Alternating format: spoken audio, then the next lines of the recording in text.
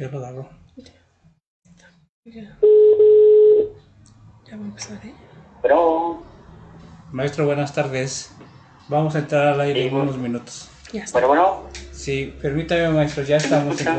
¿Sí me escucha? sí, Permítame un momento. Ya estamos al aire. Permítame. te escucho un poco lejos. No sé cómo me escuches tú. Bien, yo lo escucho bastante bien. Bueno, Sí, lo escuchamos bien. ¿Sí nos escuchas ¿sí me bien? escuchan bien? Yo lo escucho un poco cortados. No, te escuchamos bien, todo bien. Ok, ya lo escucho. Ok, empezamos, ya estamos al aire. Muy buenas tardes a Perfecto. todos, amigos. Sean bienvenidos a su programa Conociendo el Mundo Fiscal. Estamos transmitiendo el programa número 22 aquí en compañía del buen amigo el contador Gaudencio Gallardo, y en esta ocasión tenemos de invitado al contador Benjamín Sánchez Castillo. que nos acompaña desde la ciudad de Huatusco, Veracruz. Ya segundo programa como invitado que nos hace el honor de aceptar invitación. Le agradecemos mucho por el haber aceptado participar con nosotros y le estaremos eternamente agradecido. Contador Gaudencio. Sí, buenas tardes, contador Juan Carlos. Buenas tardes aquí en nuestro otro programa más Un programa más. de Conociendo el Mundo Fiscal, y aquí su servidor y el contador Juan Carlos, titulares de este programa. Estamos muy contentos por estar nuevamente con ustedes. Como todos los martes, ya se está haciendo costumbre, contador, a las 6 de la tarde.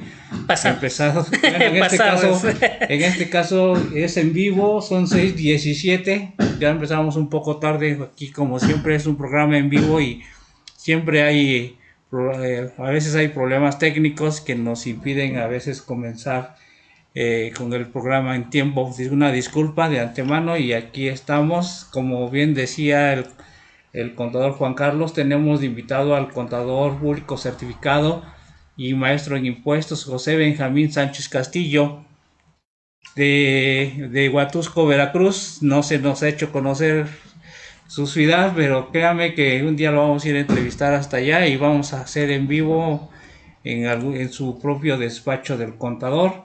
Es la segunda vez que está con nosotros, y hoy tenemos, contador Juan Carlos, un tema por demás interesante, como todos los demás, que se llama del sector primario que tenemos el día de hoy.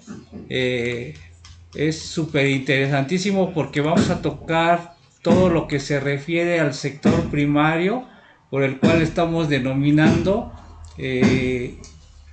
la agricultura y su fiscalización en el sector primario. Así es el tema, correctamente. Ok, correcto. Es el que vamos a tocar, amigos que nos están escuchando y viendo. Por favor, preparen sus preguntas.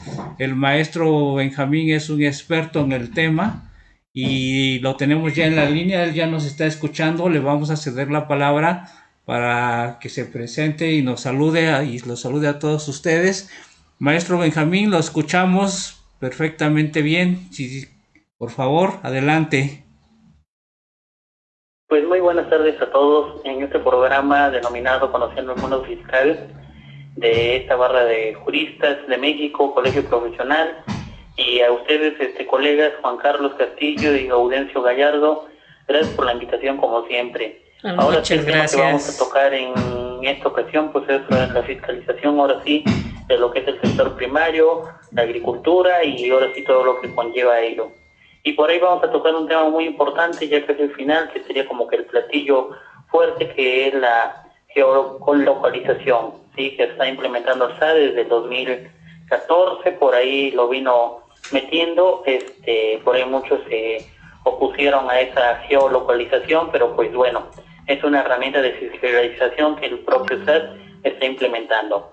Entonces comenzamos y pues damos la bienvenida a todos los que nos están viendo, escuchando, y que ahora sí este programa llegue a toda la República Mexicana y, ¿por qué no?, al exterior de lo que es el país.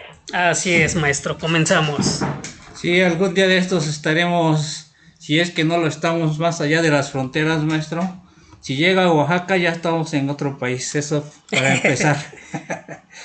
Y si llega a Veracruz igual, estamos en otro país. Entonces sí, ya estoy seguro de eso, que sí llega a Veracruz y a Oaxaca. Entonces ya estamos allá. Maestro, tenemos una gran inquietud, muchos de nosotros, de nuestros escuchas, pues tenemos dudas de qué es el sector primario, maestro, qué es eso y por qué se le llama sector primario. Créame que nosotros como simples mortales a veces no sabemos exactamente. Todo lo escuchamos, todos escuchamos los anuncios del gobierno, que apoyos para el campo, que estímulos, que falta o más estímulos, que para el sector ganadero, para el sector pecuario, para el sector de pesca, para los productores de maíz, para los productores de todo tipo de árboles frutales, etcétera, etcétera. Sin embargo, no sabemos exactamente por qué le llamamos sector primario, maestro. No sé si nos quisiera compartir su conocimiento al respecto. Pues mira, para empezar vamos a hablar un poquito de historia. Acuérdense que lo que es el tema de la agricultura, lo que es la caza, lo que es la pesca, pues ahora sí ya desde la época cavernícola, vulgarmente hablando, pues ya se venía implementando todo lo que eran esas actividades. Acuérdense que el hombre en su momento pues fue sedentario, de ahí fue nómada, bueno, pasó por muchas etapas en donde él se vio la necesidad de obtener los recursos, ¿no? Y pues si buscamos significado de lo que es el sector primario, pues una de ellas que les podría yo comentar, pues como sector primario se denomina aquel sector de la economía que comprende las actividades productivas de la extracción y obtención de materias primas. Lo subrayamos con letras negritas, como la agricultura, la ganadería, la apicultura, la acuicultura, la pesca, la minería, la silvicultura y la explotación forestal. Las actividades del sector primario se relacionan con la obtención de las materias primas destinadas al consumo a la industria, a partir de los recursos naturales. En este sentido, los productos primarios no están elaborados ni industrializados, sino que aún deben pasar por el proceso de transformación de la industrialización, lo vuelvo a repetir, para ser convertidos en bienes o en mercancías. Entonces, el predominio de dichas actividades del sector primario por encima de las actividades de los otros sectores de la economía suelen señalarse como una característica propia de los países menos desarrollados. No quiere decir que México es un país no desarrollado.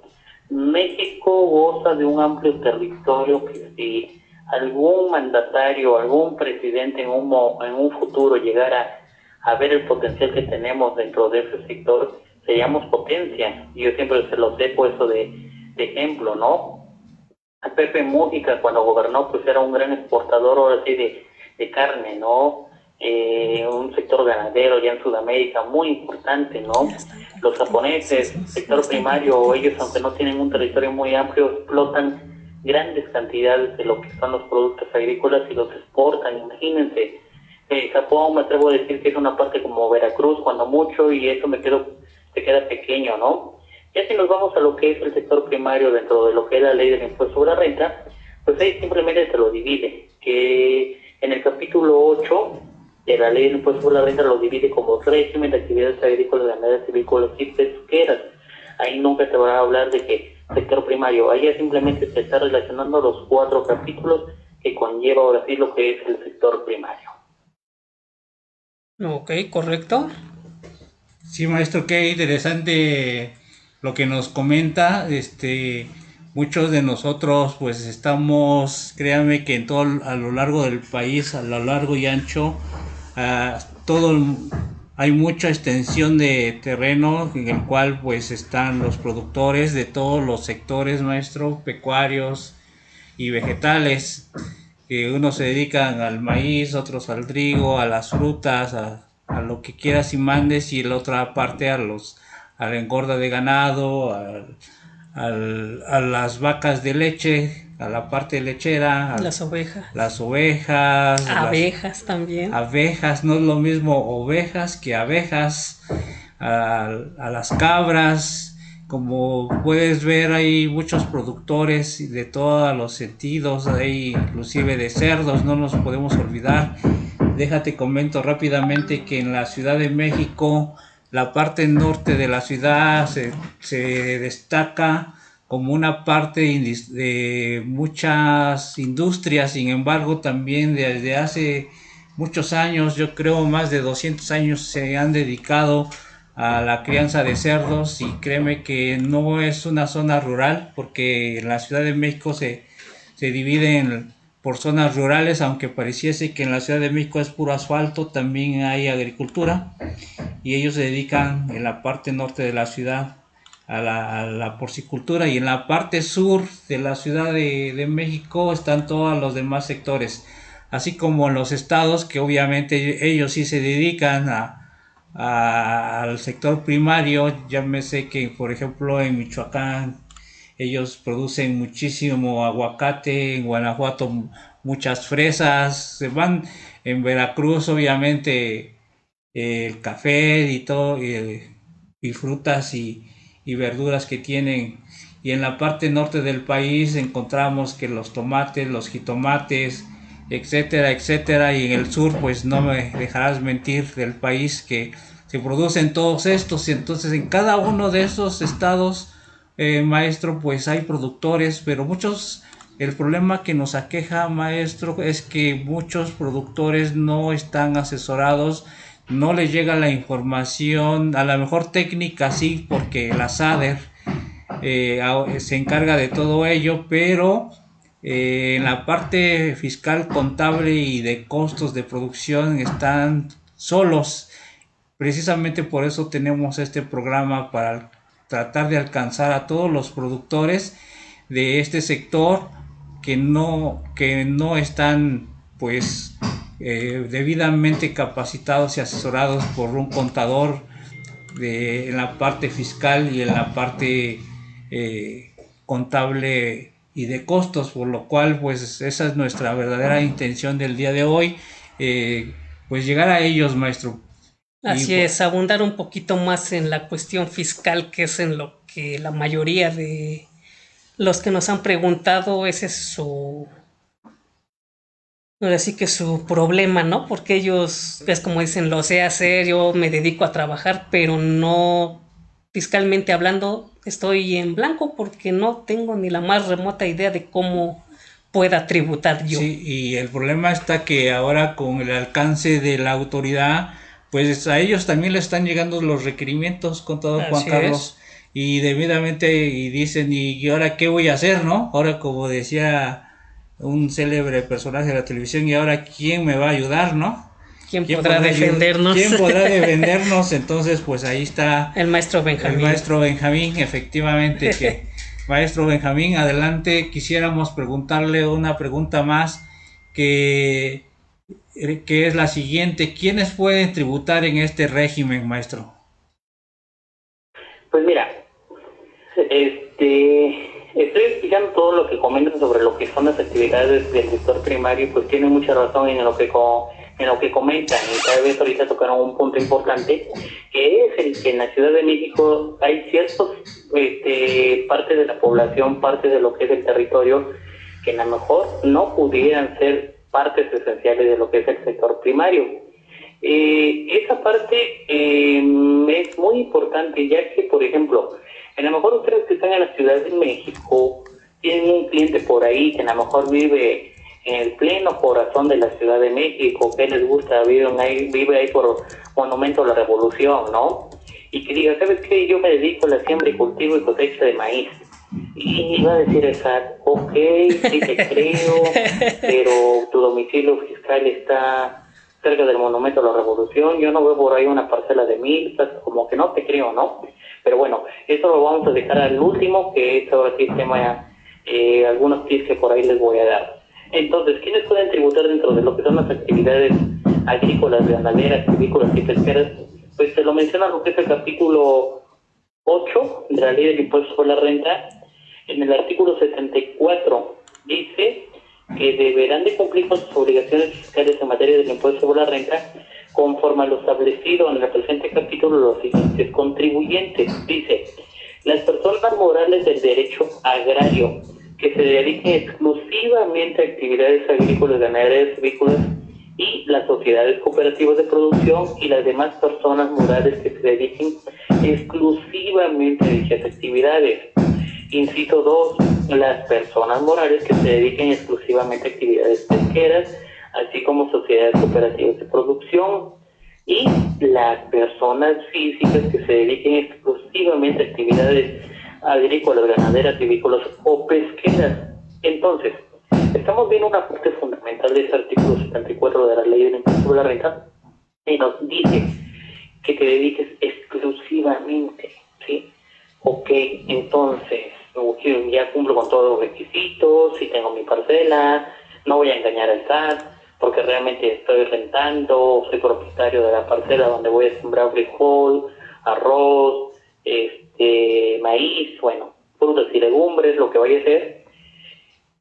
Por la otra parte, a lo mejor me voy a dedicar a la crianza de lo que son los bovinos, lo que son los cerdos, lo que son las vacas, que es el sector ganadero. A lo mejor por el otro lado me voy a dedicar a crear peces, ¿sí? Para poder vender truchas, a lo mejor mojarras, sierra, o a lo mejor me voy a pescar al mar, a lo mejor soy pescador, bueno. Y por el otro lado, pues me voy a lo que es la silvicultura, a lo mejor tengo un bosque, ok, tengo la tierra, voy a sembrar pinos para venderlos, vender la madera, vender los árboles en Navidad, bueno, 1000 cosas, pero hay un punto esencial, que me dedique exclusivamente a realizar esas actividades. Entonces, resumimos, pueden ser las personas morales del derecho agrario, ¿sí? Ahora sí son todos los ejidos, ahí es un preámbulo muy bonito, todas aquellas personas que pertenecen a dicho sector, todas las personas ahora sí de lo que es el derecho agrario, están los ejidos, como les pongo un ejemplo, pueden hacer maravillas. Las sociedades cooperativas de producción que se dedican a ello también pueden hacer maravillas. Las personas morales, ahora sí cualquier persona moral también puede ser una persona que es candidata a ser persona que se dedique a esas actividades, pero siempre y cuando se dediquen a actividades exclusivas. Y por último, pues cualquier individuo, cualquier ser humano como nosotros, las personas físicas, nos podemos dedicar a ello, pero con el término de exclusividad. Así es, acabas de dar en el clavo, maestro.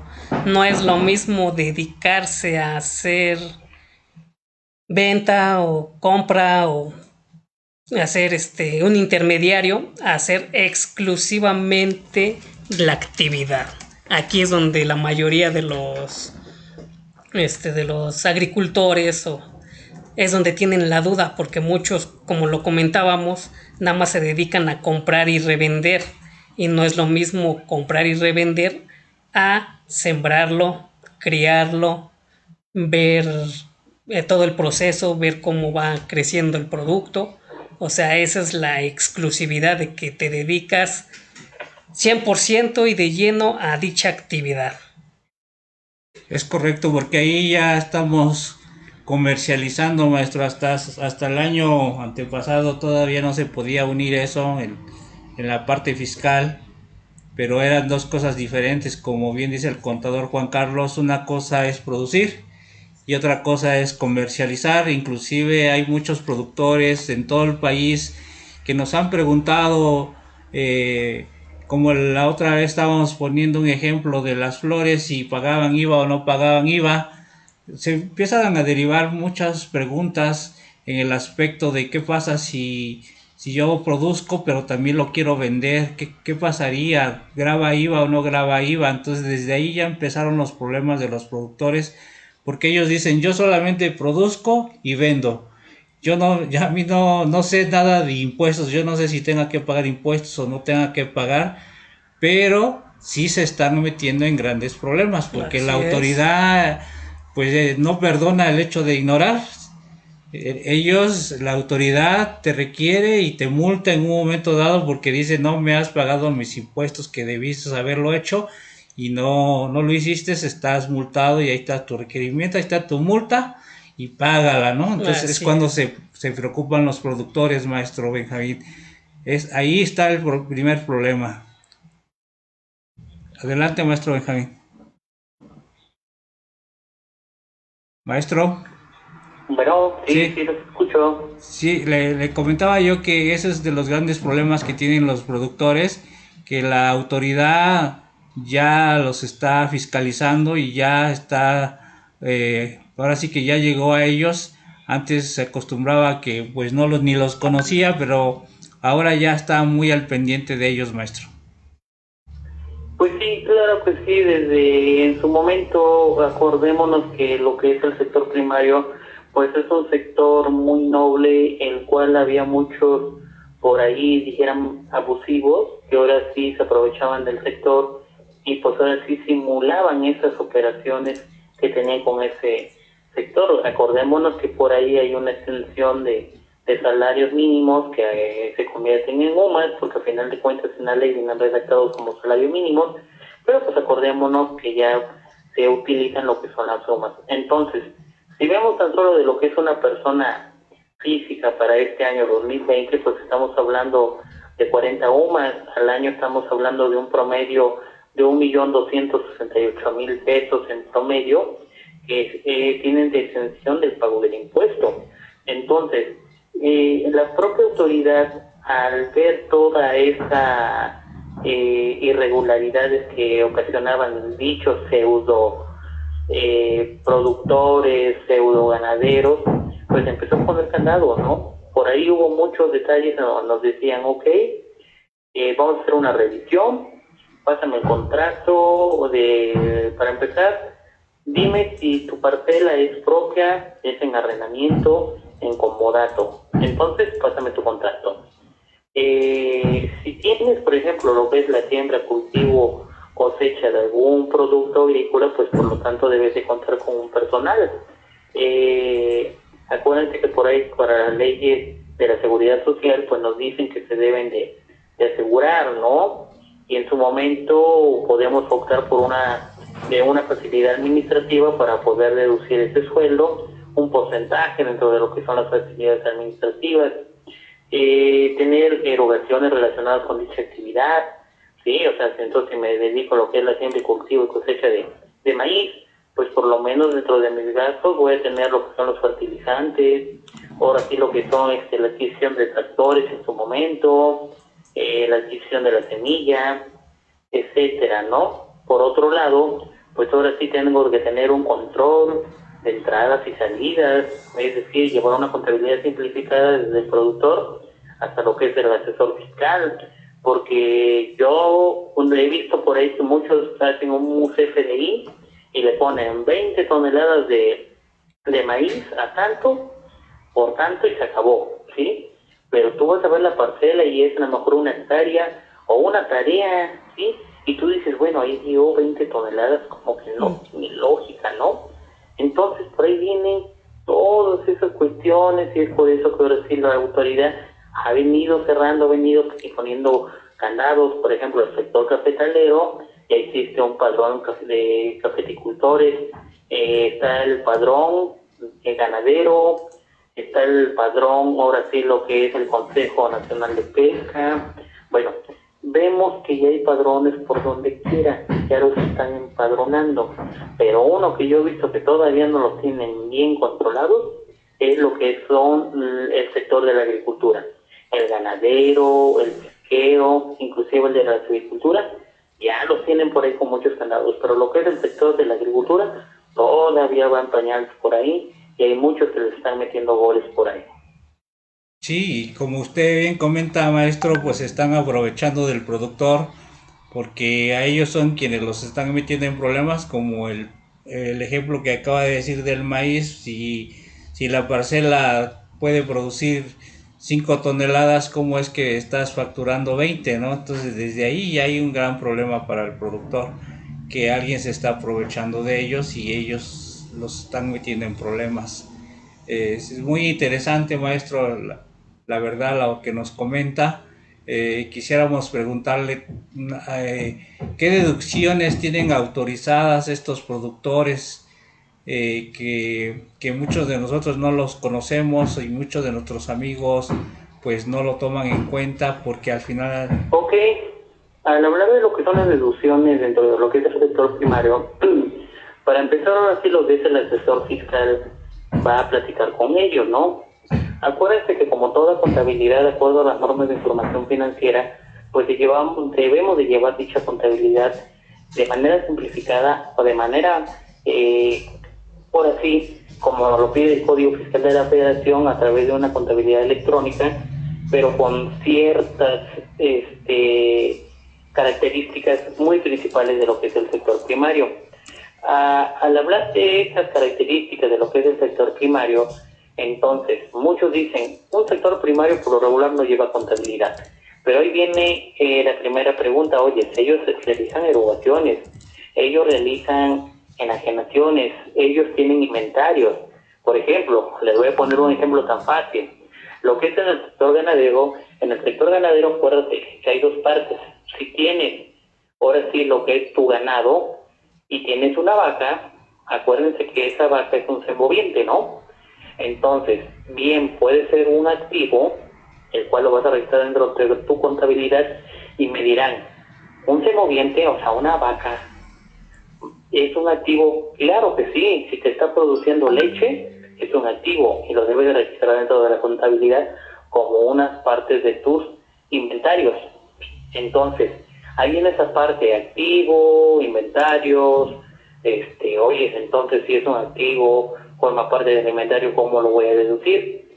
Bueno, la propia ley del impuesto sobre la renta, por ahí te maneja un artículo donde te dice sobre las inversiones que en un semoviente pues se va a deducir al 100%.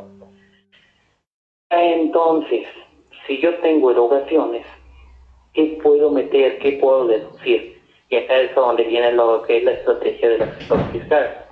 Habla con el ganadero, habla con el agricultor y le comenta, mira, la ley del impuesto sobre la renta, hay una sección, un capítulo especial, que es el 8º, en el artículo 74, donde te dice que vas a poder tributar como tal. Y en dicho artículo, dentro de lo que es el artículo propio del artículo 74, te maneja dentro de él unos ingresos exentos. Esos ingresos exentos, ahora sí, te va a dar el preámbulo, para efecto del cálculo de impuesto sobre la renta. Si es una persona física, lo vuelvo a repetir, son 40 UMAS elevadas al año, nos da un promedio de 1.268.000 pesos. Si es una persona física, van a ser 20 UMAS por año por cada socio, sin exceder de 200. Entonces, si una persona moral tiene más de 10 socios, pues lo único que va a poder deducir de manera ciega, llamémosla así, una deducción ciega, va a ser hasta por 6.342.000 pesos. ¿Y mis gastos qué? O sea, ¿puedo meter gastos? Claro, y por supuesto que pueden meter todos los gastos. Si nos vamos a lo que es el sector ganadero, está lo que es el forraje, está lo que son las vacunas, está lo que son los postes para poner lo que es el alambrado.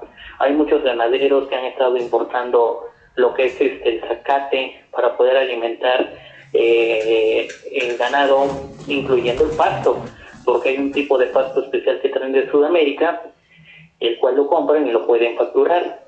Todo lo que sea inherente a lo que son sus gastos los pueden meter, pero me podrán preguntar ustedes, entonces, tengo una deducción ciega, ya sé que no voy a pagar hasta 1.200.000 en promedio si soy una persona física. ¿Y mis gastos qué? Bueno, si después tú eres una persona física y tienes más de 1.200.000, supongamos que tienes 1.5 millones, ok, vas a decir, bueno, me salió una utilidad de 300.000 pesos, pero por ahí tengo gastos comprobados por 800.000 pesos que fueron pagados mediante las reglas y requisitos que establecen las propias leyes fiscales. Entonces ahí me dice, vas a sacar un porcentaje, ¿sí?, de deducibilidad y lo vas a aplicar a esos gastos. Y esos gastos son los que vas a poder deducir después de tu exención que tienes, y ahora sí vas a determinar la utilidad fiscal. Y sobre esa utilidad fiscal todavía tienes una reducción del impuesto y lo que te salga va a ser lo neto. Entonces, erogaciones, vas a poder meter todas aquellas que son inherentes y estrictamente dispensables para realizar la actividad. Si nos vamos a lo que es el café dentro de lo que es la zona, pues hay muchos cafeticultores que, por ejemplo, te compran bolsa, te compran lo que es la semilla para sembrar el café, están pagando jornales a lo que son los campesinos que van a arar la tierra, están pagando ahora sí a lo que son los cortadores de café, que por ahí hemos tenido muchos problemas para poder deducir ese pago que se está haciendo a los cortadores de café, y pues optamos por facilidades administrativas. En el caso de, por ejemplo, los que tienen por ahí cerdos, ¿sí?, ganado porcino, pues ahora sí también ahí entran vacunas, entran lo que todos son los inherentes a los artículos de limpieza para tener limpios lo que son esos granjas. Bueno, entonces son los gastos dispensables y estrictamente para realizar lo que es el objetivo de la actividad. Ok, maestro, aquí me surgió una duda en cuestión del cálculo de las deducciones. Aquí primero entonces de nuestros ingresos en este ejemplo que pusiste de 1,5 millones, le tengo que aplicar en primera opción la exención de que tenemos derecho y después aplicar las deducciones autorizadas. Es correcto, puedo aplicar lo que es la exención primero y después puedo aplicar ahora sí esa porcentaje de deducibilidad de gastos de acuerdo a los ingresos exentos. Es una fórmula que se saca. Ahora sí divide tus ingresos exentos entre el total de ingresos. Por ejemplo, si tenemos una persona física que tuvo 2 millones de pesos, bueno, voy a dividir el 1.268.448 pesos entre 2 millones y ahí me va a dar un porcentaje. Ese porcentaje lo voy a aplicar a mis gastos y todavía lo voy a poder descontar de mi utilidad que me salga después de haber aplicado esa exención de impuestos. Sí, que más o menos viene siendo como un 65%, ¿no, maestro? Ahí como menciona. Es correcto, poniendo este ejemplo sí sería más o menos un 65% aproximadamente que podría meter, es decir, no podría meter todos los gastos. A veces hay mucha confusión sobre el tema porque me dicen, oye, en el régimen de arrendamiento, si optas por la deducción ciega, ya no vas a poder meter gastos. Bien optas al principio del año por la deducción ciega o por los gastos. Dentro de lo que es el sector primario, puedo aplicar los dos. Ok. Correcto. Y eso es algo que muchos no conocemos. Así es. Que nuestros amigos productores pues nunca lo aplican porque para empezar pues no tienen contabilidad, no tienen un asesor fiscal que les esté ayudando.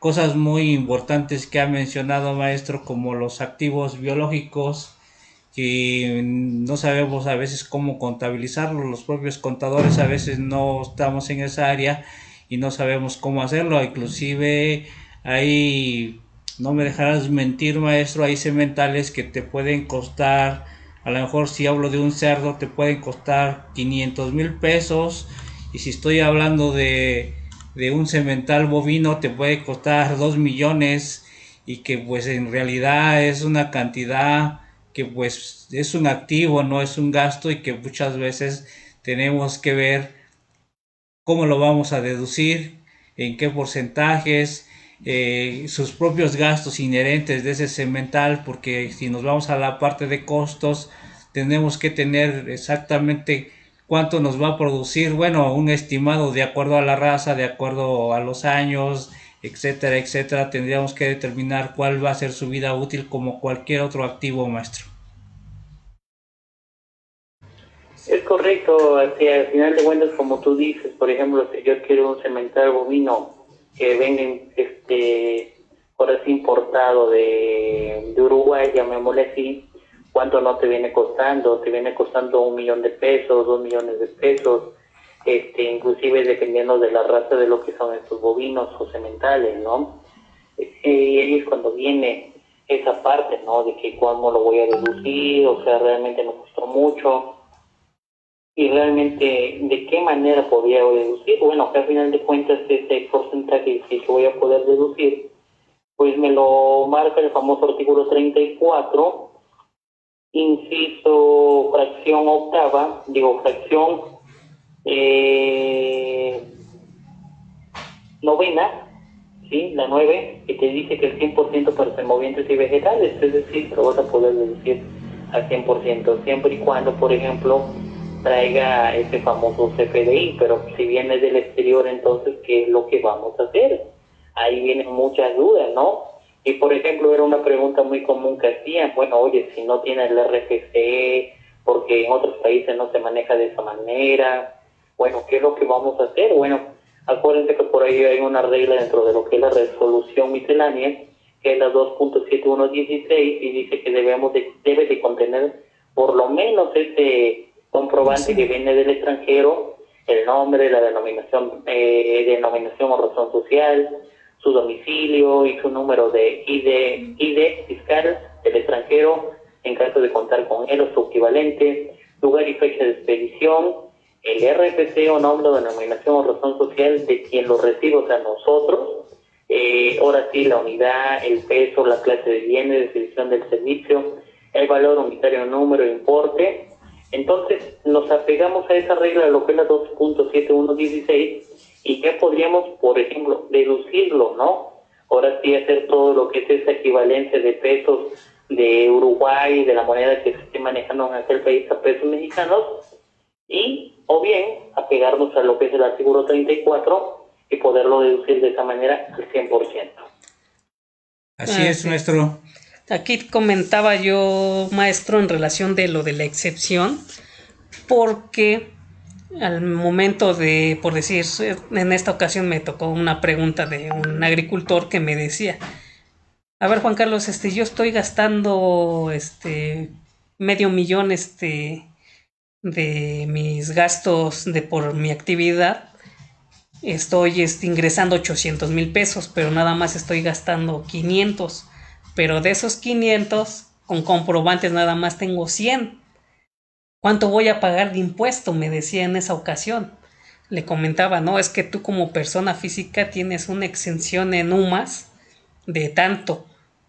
Ahí es donde él me decía, eso no lo sabía. Yo me estaba preocupando de comprobar el gasto, o sea, como que estamos muy mal acostumbrados a que si gano 1,000 tengo que comprobar 800 o 900. Entonces me comentaba, yo gasto 500, pero de esos 500 reales nada más son 100. ¿Qué puedo hacer? Sí, esa es la parte que tenemos que asesorar al contribuyente y que pues efectivamente no lo saben, ¿no? Así Entonces es. desde ahí hay grandes problemas. O sea, como nos comenta el maestro Benjamín, traer un semoviente de otro país nos implica grandes cosas y algo que también no debemos de olvidar, que en esas importaciones de cualquier especie, inclusive ya de frutas o comidas, interviene ahí el SENASICA, que es quien va a certificar que venga libre de enfermedades o de alguna bacteria en el caso de la comida y de las frutas, pues si viene así pues no va a entrar al país. Entonces son grandes cosas que a veces no cumplimos y que a veces dicen tú tráelo y ya no importa, inclusive al interior sí. del país traer un semental de Veracruz, por ejemplo, a la Ciudad de México, dice tú cárgalo en el camión y vente.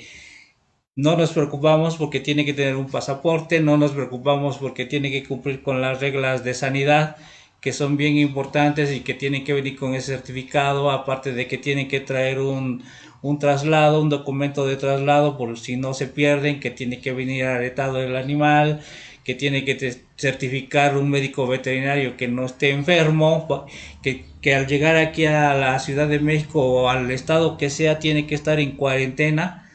Algo que tenemos pendiente, una plática que los médicos veterinarios están viendo de una manera diferente lo del COVID-19, que comentan ellos que si los pasajeros o la gente que vino del exterior del país los hubieran cuarentenado, tal vez no estuviéramos con estos grandes problemas que estamos viviendo el día de hoy, maestro. Entonces, maestro Benjamín, es súper importante lo que usted nos comenta, que lo está enlazando con la ley, que nos está explicando muy claramente qué es lo que tenemos que hacer, a qué tenemos derechos, muchos, como le comentamos, no lo sabemos, pero ahora lo estamos aprendiendo, maestro Benjamín.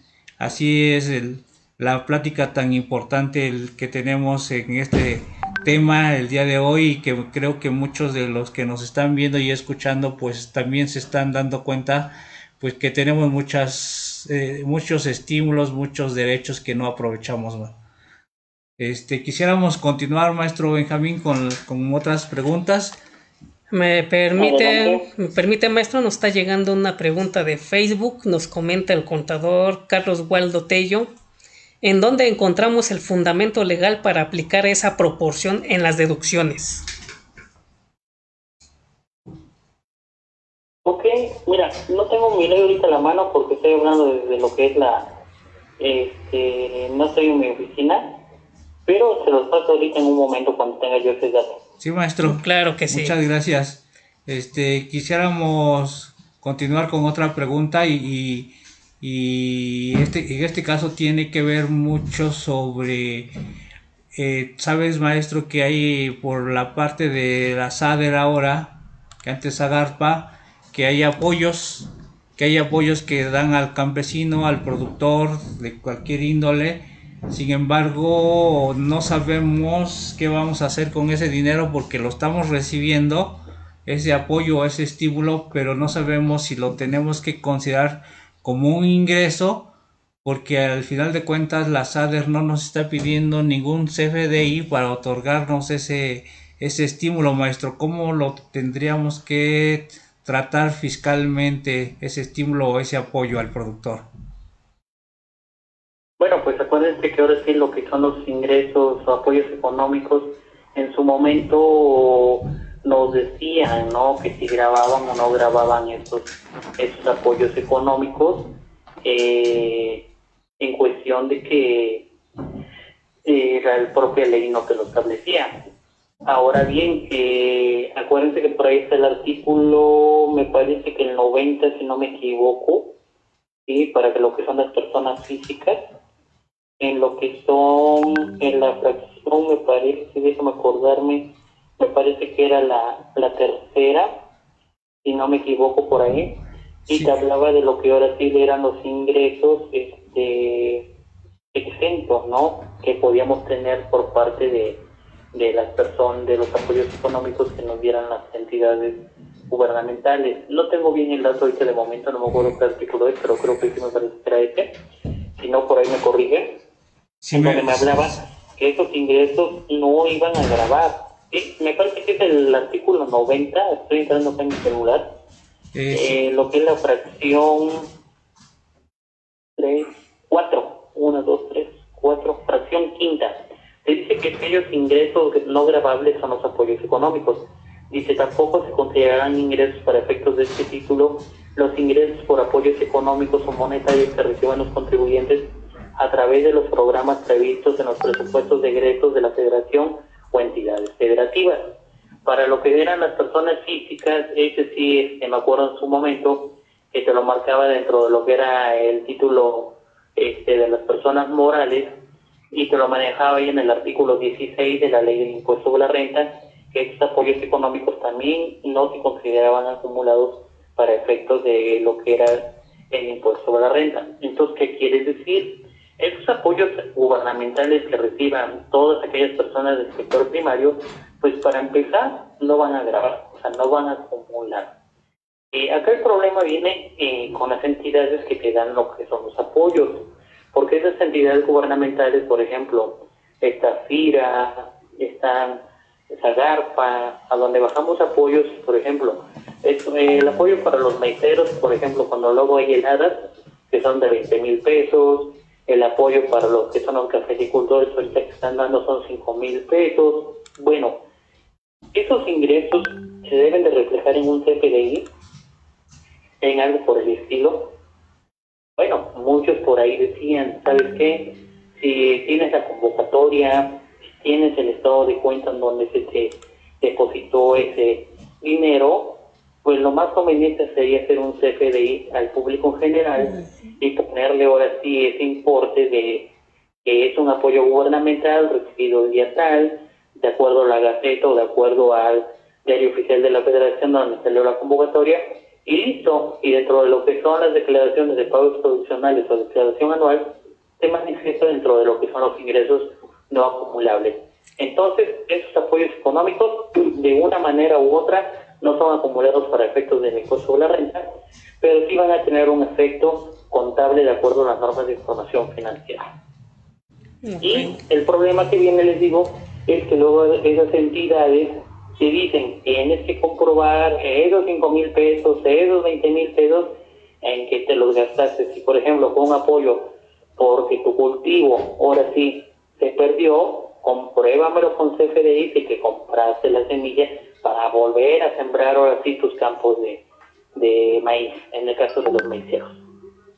Sí, es importante también ahí que debemos de comunicarle a quienes nos están viendo y escuchando que efectivamente estos apoyos deben de ser utilizados para lo que fue otorgado, porque también quiero comentarte que muchos productores se gastan ese dinero en algo que no era para el apoyo.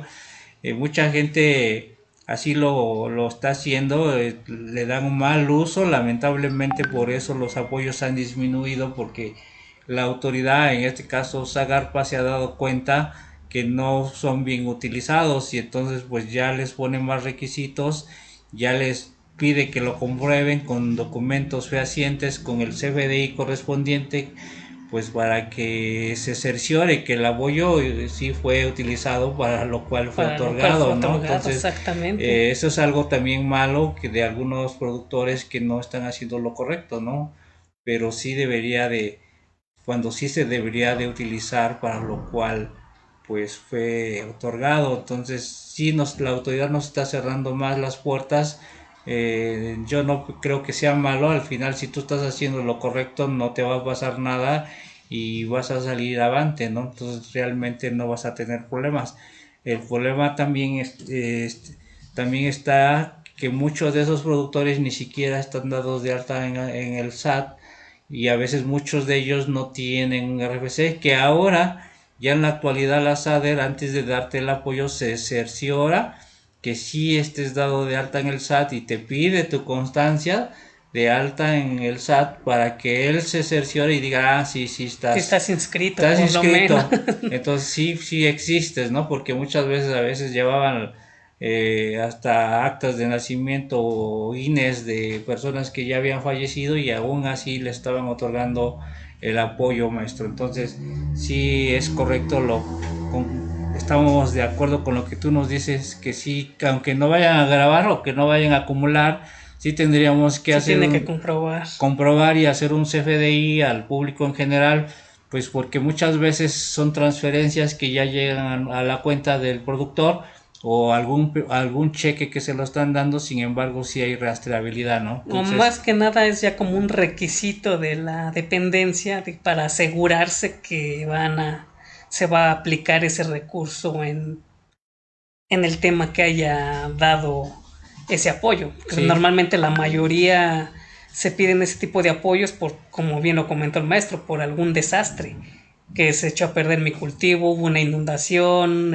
se ahogó mi ganado, XY. Sí, son seguros ganaderos entonces que le están otorgando a los productores, pero que a veces dicen, bueno, si se murieron, por ejemplo, y si es real que se ahogan los animales en los potreros y los tienen que reponer a través de ese seguro, pero muchas veces ya no se compran el ganado, se compran otras cosas. Se compran otra casa. Y entonces es un gran problema. Así es. Maestro, no sé si tengas alguna otra pregunta o continuamos.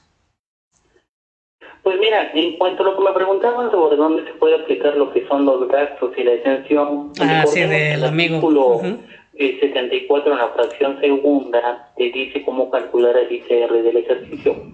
Acá lo estoy viendo dentro de lo que es mi ley que tengo, y dice, para calcular y integrar el impuesto del ejercicio de cada uno de sus integrantes determinarán la utilidad gravable del ejercicio, aplicando el efecto lo dispuesto en el artículo 109 de esta ley. A la utilidad gravable determinada en los términos de esta fracción se le aplicará la tarifa del artículo 152 de esta ley, tratándose de personas físicas, o la tasa establecida en el artículo 9 de la misma en caso de personas morales. Contra el impuesto a cargo se podrá acreditar los pagos provisionales realizados durante el ejercicio. Ahora bien, ¿a dónde te dice ese famoso porcentaje de no deducible dentro de los gastos? Vámonos a lo que es el artículo 28, fracción segunda, en donde te habla de las deducciones de la ley del impuesto sobre la renta, y te dice, dentro de ese capítulo de los gastos no deducibles, artículo 28, fracción segunda, te dice gastos e inversiones respecto a ingresos exentos y gastos relacionados con las inversiones no deducibles. Dice, los gastos, óiganlo bien, los gastos e inversiones, pero primero dice los gastos e inversiones, en la proporción que representen los ingresos exentos respecto del total de ingresos del contribuyente. Los gastos que se relacionen en relación con las inversiones que no sean deducibles conforme a este capítulo, en caso de automóviles, bueno, ya se habla de lo que son las deducciones e inversiones, pero el punto ahora sí esencial del fundamento te lo marca lo que es este artículo de los no deducibles, artículo 28, fracción segunda, donde te dice en la proporción que representen los ingresos exentos respecto del total de los ingresos del contribuyente. Y recordemos que para determinar lo que es el ICR del ejercicio de una persona física del sector primario, pues tenemos lo que son los ingresos totales del ejercicio menos los ingresos exentos del ejercicio, que es esta exención que les estoy hablando, es igual a ingresos acumulables del ejercicio, ¿sí? Así es el cálculo. Dice, ingresos totales del ejercicio menos ingresos exentos del ejercicio es igual a los ingresos acumulables del ejercicio. De ahí es a donde viene lo de menos deducciones autorizadas comprobadas del ejercicio o deducciones autorizadas opcionales del ejercicio, porque podríamos estar hablando de alguna facilidad administrativa. Así es como vamos a determinar la utilidad fiscal del ejercicio, y todavía le vamos a quitar lo que es la PTU pagada del ejercicio, y todavía le podemos quitar lo que son las pérdidas fiscales del ejercicio, y ahora sí, ahí vamos a obtener lo que es nuestra utilidad gravable del ejercicio, y le vamos a aplicar ahora sí lo que es si es una persona física, lo que marca la tarifa del artículo 152, o lo que te marca la propia ley dentro de lo que son las personas morales, que es el artículo 9. Y en el caso de que tengamos un impuesto a cargo dentro de lo que son las personas físicas, pues ahora sí voy a tener una reducción del 40% todavía, que hay que aplicar por ahí algunas fórmulas que a la vez están complicadas y a la vez están fáciles para sacar esa reducción, porque no nomás es decir impuesto del ejercicio 10,000 menos el 40, pues ya voy a pagar 600, no. Hay que sacar una proporción, hay que sacar el ICR sobre los ingresos exentos y ya determinamos todo así lo que es esa reducción. Le restamos lo que son los pagos provisionales y ahora sí tenemos nuestro impuesto a cargo o a favor. Entonces, artículo 28 de lo no deducible de la ley de impuesto sobre la renta, fracción segunda, donde te habla de la proporción que representan los ingresos respecto de los ingresos totales del ejercicio. ¿Vale? Entonces ahí está la respuesta de lo que nos platicaba este compañero. Sí. Ok, correcto, maestro. Contestada tu pregunta, amigo Waldo. Esperamos más dudas al respecto. ¿Contador? Sí, seguimos, maestro, porque pues el tiempo es un verdugo para todos y se nos acaban los tiempos. Antes de entrar al tema de geolocalización, maestro, quisiera yo preguntarle, creo que ya lo tocamos ese punto, es cómo van a declarar los impuestos estos productores, porque no sabemos si lo pueden hacer mensual, si lo pueden hacer semestral, o lo van a hacer anual, o cómo lo hacen estos productores, maestros, cómo declaran sus impuestos. Mira, dentro de lo que son los productores del sector primario, por lo regular, hay muchas personas que van a solicitar lo que son las devoluciones del IVA. Así es. ¿Sí? Y algunos van a solicitar lo que son las devoluciones del IEX. Por lo regular, estas personas van a declarar sus pagos provisionales de manera mensual. Hay algunos que van a declarar ahora sí sus pagos provisionales de manera semestral. Inclusive algunos declaran de manera anual. Pero aquellos que declaran de manera anual son todos aquellos que los da de alta un tercero. ¿Qué quiere decir con eso? Es una facilidad. Dentro de las facilidades administrativas se marca que todas aquellas personas físicas que les autofacturen. O sea, por ejemplo, yo, Benjamín, voy y le vendo café a una persona a un beneficio, pues esa beneficio me va a dar de alta a través de su famoso botón que tienen a nivel nacional de cafeticultores, y se va a autofacturar. Todas esas personas que les autofacturen sus enajenaciones que realicen, pues ellos no van a declarar ni presentar declaración anual ni nada por el estilo, porque tienen ahora sí lo que es esa facilidad administrativa que cada año con año se publica. Y las demás personas, pues ahora sí, deberán de presentar su declaración anual y los pagos provisionales de manera mensual o de manera semestral. Gracias, maestro. Ok, Sí, correcto. muy claro lo que nos comentan, porque sí existen dudas. Le comento, pues muchos productores ni siquiera declaran, se dedican a lo que es producir, pero no declaran, dicen yo soy un productor y no tengo por qué pagar mis impuestos, ¿no? Entonces todavía estamos en esas ideas. Cuando les comentamos que tienen ya obligaciones, pues a veces no, pues no entienden, y uno también no les explica correctamente, por lo cual pues son reacios para entrar ya al sistema del pago de los impuestos, maestro. Adelante, maestro. Es correcto.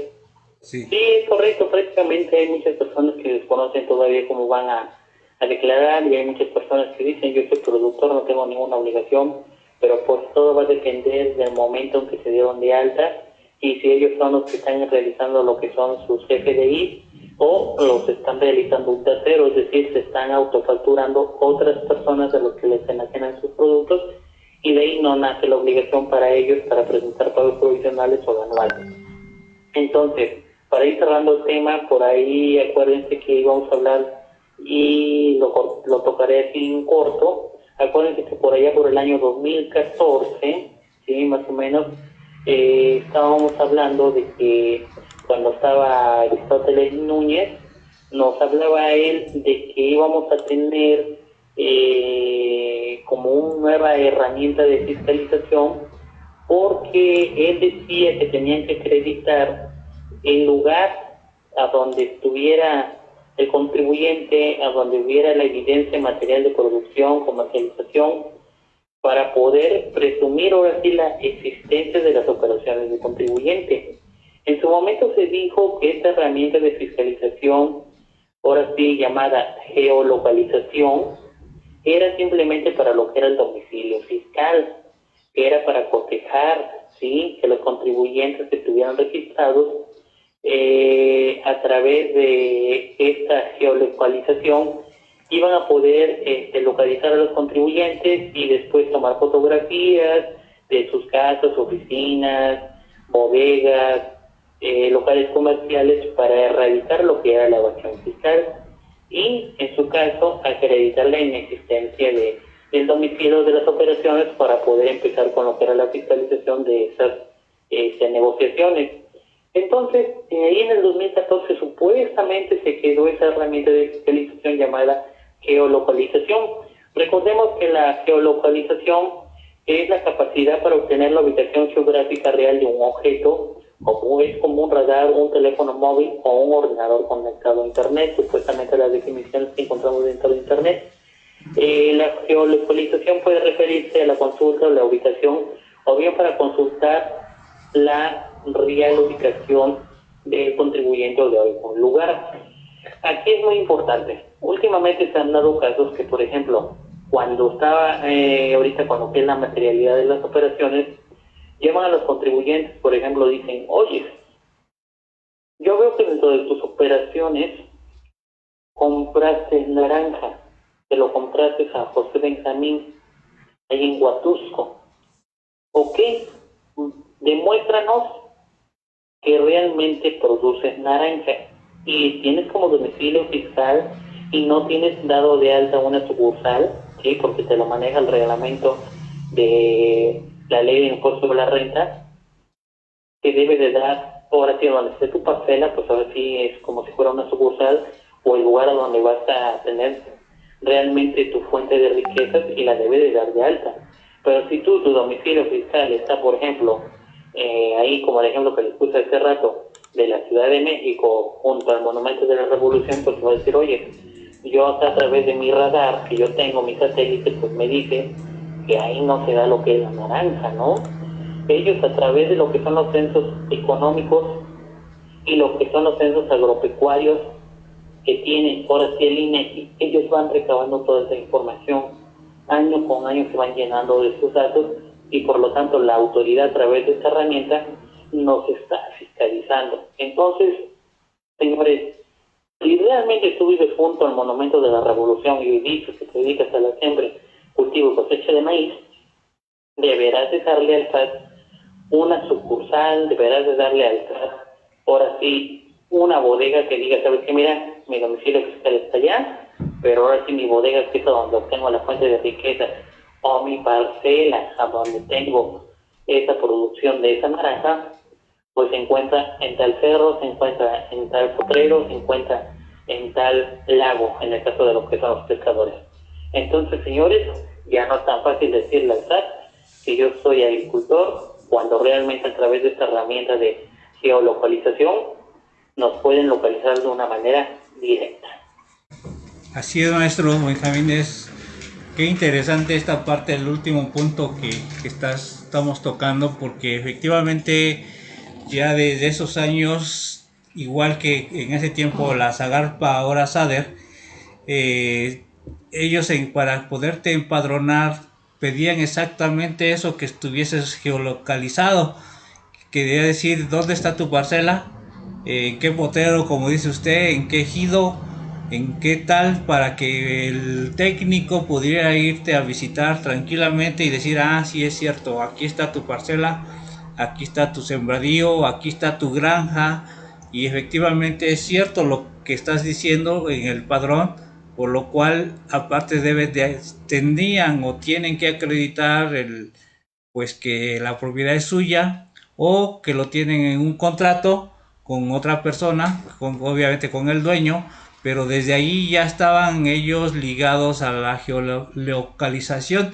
que es algo que es sumamente nuevo y que muchos de nosotros, y yo creo los contribuyentes también, ni siquiera saben que pues a lo mejor estamos cayendo en falta porque no estamos poniendo esa sucursal cuando deberíamos de hacerlo para que estuviésemos debidamente localizados y que la autoridad nos crea, ¿no? Porque a lo mejor hace rato, maestro, fuera del aire le decía yo que en la Ciudad de México pues no hay productores de aguacate, pero yo soy de Michoacán y a lo mejor allá mi abuelito o mis papás me heredaron una huerta de aguacates, pero yo vivo aquí en la Ciudad de México y la autoridad va a decir, no, pues aquí no hay aguacates, ¿no? Entonces, ¿cómo es que tú dices que eres productor de aguacates? Entonces, como bien nos orienta el maestro Benjamín, tendría yo que dar de alta una sucursal y darle aviso a Hacienda de que pues yo tengo una huerta en Michoacán, ahí pues en ese estado, pues para que pueda yo cumplir con esos requisitos, maestro. Entonces lo que usted nos comenta es sumamente importante para nuestros amigos. Créanme que en esta ocasión tuvimos que tocar muchos artículos que son necesarios para ubicarnos dentro de la ley, aunque no acostumbramos a hacerlo, pero era necesario este día, pues porque sí son respuestas técnicas que pues los compañeros contadores pues nos están pidiendo la ayuda, ¿no? Entonces, muchas gracias, maestro Benjamín, por este punto tan importante que nos dio el fundamento. Créame que le agradecemos, y este punto de la geolocalización sigue en pie y la SADER lo sigue pidiendo año tras año cuando un productor se va a empadronar o quiere un apoyo de X cosa. Aquí en de la geolocalización me surge la duda, ¿es vía electrónica o es vía papel? No, todavía es vía electrónica. Ya tienen sus GPS los técnicos, a lo que iba.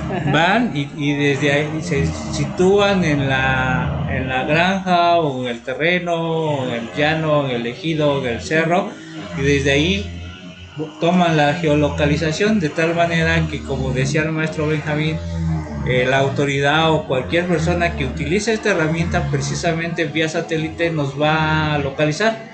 Y si tú le dices, oye, es que yo cultivo peces, pues ya, si ahí no hay ni un lago. Ajá.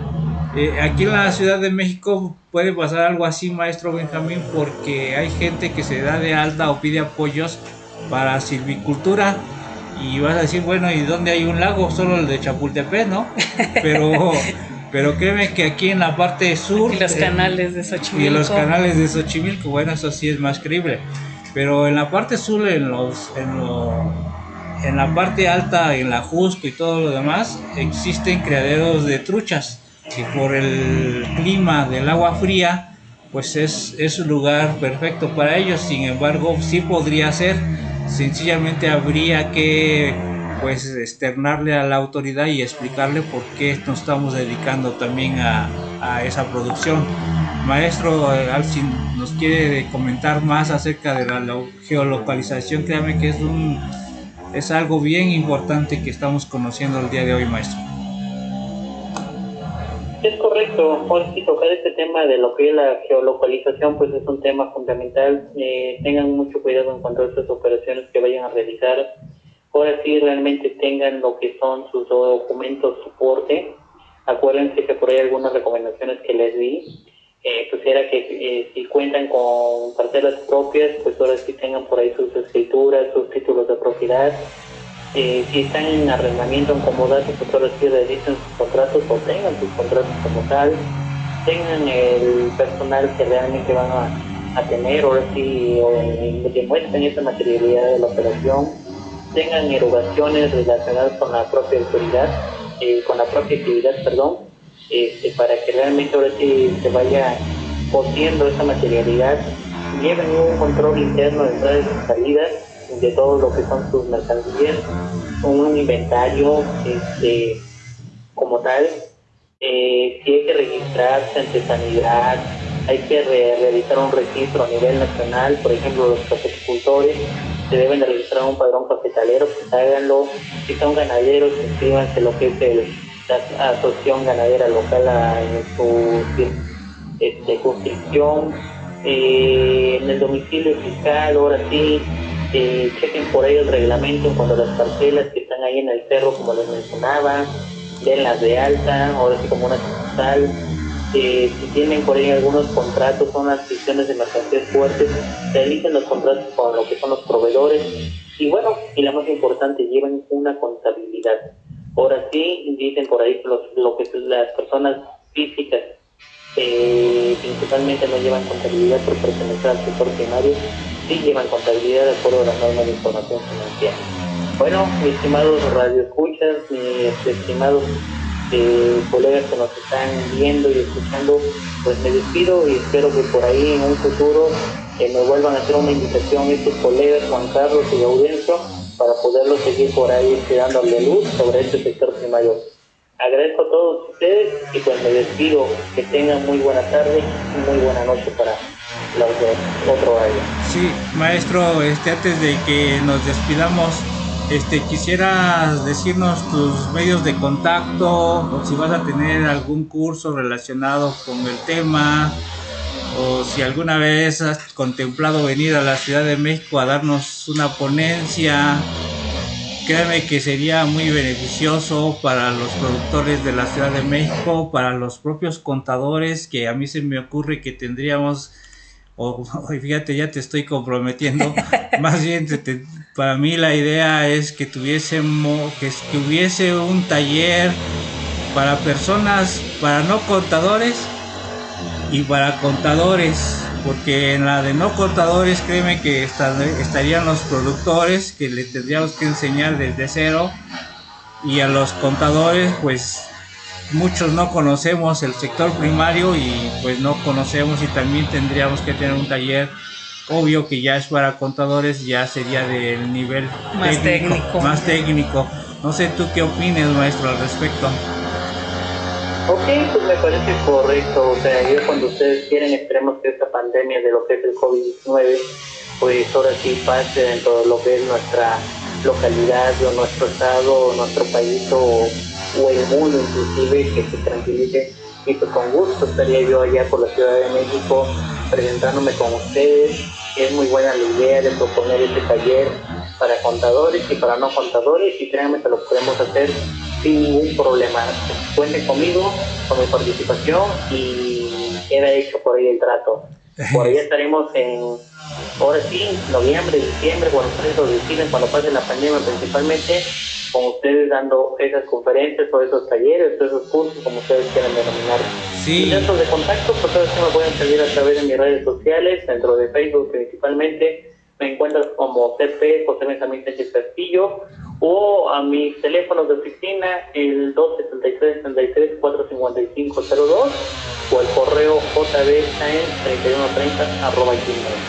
Sí, gracias, maestros, gracias, contadores, a todos. Sí, maestro, y pues estamos aquí al contacto y queremos comprometerte para un programa más, porque créeme que no nos alcanza el tiempo. Hay muchas preguntas, hay muchas dudas. No sé si nos puedas otorgar otra entrevista ahora sí que en unas semanas o una fecha posterior, en cuanto tú tengas una fecha disponible, que nos pudieras hacer el favor de platicarnos otra cosa más. A lo mejor ya va a ser más técnica, y porque pues es necesario saber mucho del sector primario, maestro. Claro que sí, cuenten con ello. Yo estaré por ahí, nos ponemos en contacto con ustedes y estaremos en una emisión más. Al contrario, contador, muchas gracias, y estaremos en contacto contigo para futuras emisiones, porque como bien lo comenta el contador Gaudencio, este tema da para muchos programas. Esperemos seguir contando con tu apoyo, y pues muchas gracias. Nos despedimos, que pasen muy buena tarde. Hasta luego, muchas gracias, contador. Pues gracias a ti y al maestro Benjamín. Hasta luego, maestro Benjamín. Gracias. Un saludo hasta Huatulco. No es cierto, hasta Huatusco. Bueno. Ya me fui muy lejos, hasta a la playa, perdóneme. Muchas gracias, contador Juan Carlos, y pues fíjate qué bonita experiencia el día de hoy con el maestro Benjamín, que es un conocedor del tema, y que pues nos viene pues a ilustrar pues muchas cosas, ¿no? Cosas muy técnicas que no queremos meternos mucho en lo técnico, pero que creo que va a ser necesario, si así lo consideras tu contador Juan Carlos y los que nos escuchan, dar pues una plática. Y no es que vamos a hacer a un lado a los productores que no entienden de la parte contable, sin embargo, como siempre están invitados, pero si hablamos un poco más técnico, pues no nos van a entender. No nos van a entender mucho. No quiere decir que no puedan entrar a la plática, pero sin embargo sí es necesario para los amigos contadores que tenemos aquí en el grupo, y que pues creo que sería sumamente importante que el maestro Benjamín nos diera una charla técnica para los contadores y los afines, ¿no? Igual, así es. Porque hay productores que sí entienden mucho del tema. Correcto. Porque en la parte que yo me estoy encargando de dar las pláticas en la parte de costos de producción en el sector primario, créeme que un productor te puede dar una cátedra, sí, salvo que no manejan la parte técnica, fiscal, contable. Esa es otra cosa, pero la parte técnica en lo que es hacer la producción, cómo elaborarla, cómo obtener y llevar a cabo una engorda de un ganado, créeme que son maestros en eso, y que tranquilamente te van a decir: no, contador, creo que tú no sabes nada de la producción, ¿no? Y hay que ser humildes. Sí, efectivamente, los contadores no sabemos cómo alimentar un ganado, cómo engordarlo, o cómo producir y hacer que nazca la nochebuena, o que crezca el maíz, o las calabacitas, o lo que tú quieras y mandes, o tan solo cómo ordeñar una vaca. O sea, correcto. Desde ahí ya ahora vete a hacer yogur, queso, mantequilla, crema. No, pues no. Es otro mundo. Es otro mundo, pero sí es sumamente importante lo que estamos viendo. No sé, maestro Juan Carlos, estamos terminando este programa. Yo me despido de los amigos. Gracias por acompañarnos. Gracias, contador. Estaremos el próximo martes con otro tema también importante. Y si tienen los amigos del público algún tema en especial que quieran escuchar, que quieran que lo tratemos, por favor escríbanos, solicítenos, con mucho gusto lo vamos a programar, lo preparamos para que pues platiquemos de algo también que pues a lo mejor ni nos imaginamos que quieren escucharlo, ¿no? Exactamente. Entonces, así es. sus respuestas. La verdad, estamos aquí atentos a lo que ustedes nos comenten, sus dudas, sugerencias. Recuerden que este programa es para ustedes y dependemos de ustedes. Nosotros proponemos unos temas, de ustedes depende que nos retroalimentemos más y nos sugieran nuevos temas para poder seguir atacándolos y sigan saliendo de sus dudas, que les sea una guía para lo que puedan elaborar en sus actividades. Esperamos sus comentarios y ojalá nos sugieran unos programas que podamos seguir en contacto. Les pedimos que nos sigan por Facebook, por el grupo de WhatsApp, que hemos tenido bastante aceptación, contador, y me da mucho gusto que se estén uniendo al grupo, porque ahí estamos compartiendo de todos los temas, no precisamente del sector primario, no nada más de Uber, no de plataformas tecnológicas o que está de moda en este momento. Hay dudas que se comparten, como aquellos de los ¿qué pasa si tengo un depósito de más de 5,000 pesos? Un tema que ya decimos que no es falso. Ya no le hagan caso, si les llega, bórrenlo ya. O sea, nada más yo creo que ya la mayoría estamos hartos de que otra vez lo mismo, si ya se les dijo que no. Sí, pero así pasa. Lamentablemente hay gente que vuelve a meter el tema y que confunde a los contribuyentes, a los amigos, y es algo que no nos gusta. O sea, tal vez vaya a haber publicaciones en el grupo de WhatsApp que tendremos que quitar porque pues perjudican en vez de ayudar, ¿no? Así es. Pero todo lo demás es bienvenido, ¿no? Respetamos las opiniones de todo el mundo y las tomamos como tal. Entonces, pues, maestro, pues yo me despido. Así es, pues nos vamos despidiendo ya de esta semana. Entonces los esperamos la siguiente con muchos temas de conversación y esperemos nos sigan acompañando como siempre y esperemos seguir en contacto con ustedes. Nuestras redes ya nos las conocen, nuestros medios de contacto: Juan Carlos Castillo, celular 3033 31 46, correo electrónico jccconsultores@gmail.com. Contador Gaudencio. Sí, mi correo, como ya lo tienen muchos, gaudenciogallardo@hotmail.com. Repito, gaudenciogallardo@hotmail. Y mi teléfono de contacto 56 13 37 32 64. Ahí en las cintillas aparecen nuestros datos.